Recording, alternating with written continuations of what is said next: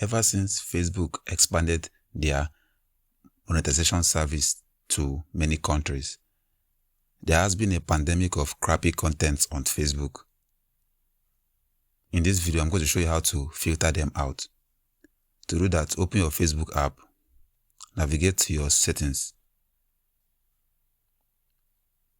Now scroll down and click on Content Preference. Click on Manage Defaults. The two things we are going to focus on here is low quality content and unoriginal content and problematic sharing. Click on low quality content.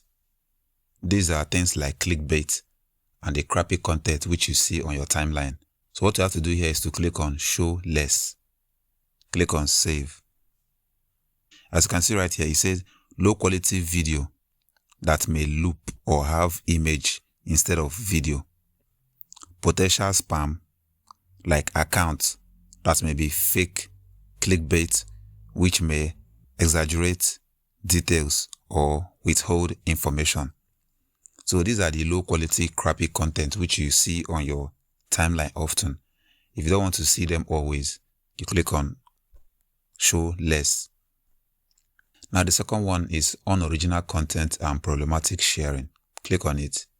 You also want to click on Show Less for this because these are like different accounts sharing the same content. When you're scrolling through your timeline and are seeing the same content over and over again, if you don't want to see that, you choose Show Less and click on Save. It says post from source that share the same post many times. News articles with content that's copied from other reports. Post from pages that have shared unoriginal content in the past. If you don't want to see this, click on Show Less. So sensitive content is optional for you.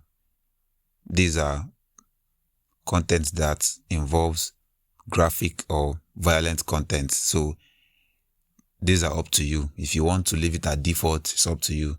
If you want to show less of them, it's up to you.